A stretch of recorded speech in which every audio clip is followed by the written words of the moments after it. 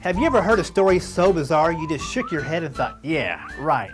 Or have you been forced to judge the twisted truths between two parties and settle a dispute? In the episode Mr. McBeevee, Andy's son Opie is going through a fun phase of make-believe. Early in the episode, he and Andy pretend that he has a pony. They describe it so realistically that Barney goes outside to take a look at it and realizes he was fooled. But the next day, Opie comes to the courthouse with a bigger tale. He tells Andy and Barney that he saw a man who walked in the treetops and wears a shiny silver hat. The story escalates later that day when Opie reveals that the man gave him a hatchet. Andy and Barney assume he found it in the woods and ought to put it back so that the owner can find it. Opie takes it back to Mr. McBeevee and returns later with a quarter that he tells Andy and Barney the man gave him. When asked for a further description of this man, Opie claims he has 12 extra hands that hang from his belt and jingle when he walks. Oh, and he can make smoke come out of his ears. Well, Andy and Barney don't believe Mr. McBeevee is real. Opie drags Andy out into the woods to meet him, but when he gets there, he's nowhere to be seen. Andy sends Opie to his room where he faces a spanking if he doesn't tell the truth and admit that the story is all make-believe. You know, it's one of my favorite episodes, and it makes me wonder, have you ever had to sift through nuggets of truth in a seemingly outrageous tale?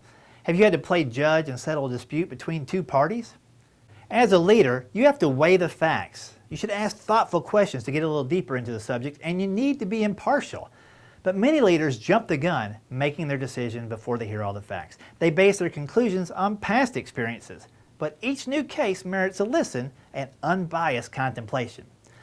A big mistake leaders make is listening to respond instead of listening to hear. Listening to respond is simply interrupting a conversation to inject your opinion, your knowledge, or your assumptions. Listening to hear, however, is when you commit fully to engaging your ears before you engage your mouth.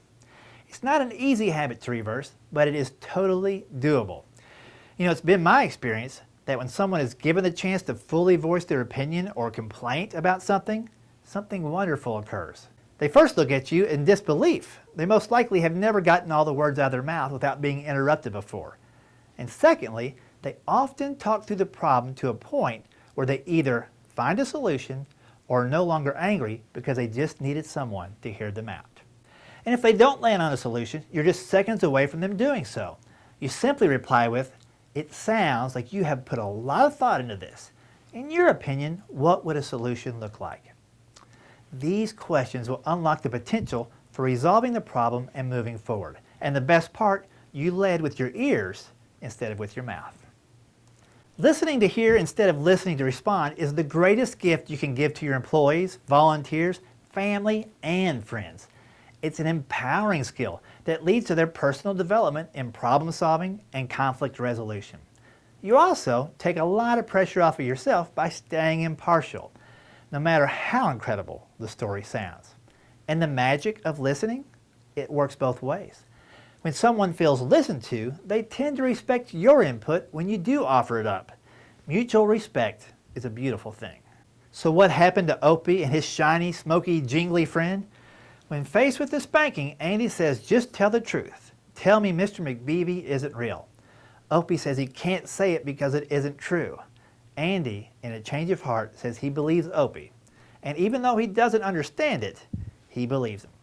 At the end of the episode, Andy is shown walking through the woods one last time. He's a little desperate at this point, and he calls out the man's name, "Mr. McBeevee, Mr. McBeevee," and to Andy's surprise, a telephone lineman slides down from the trees in a shiny silver hat with 12 tools jingling from his belt and a pack of cigarettes in his pocket.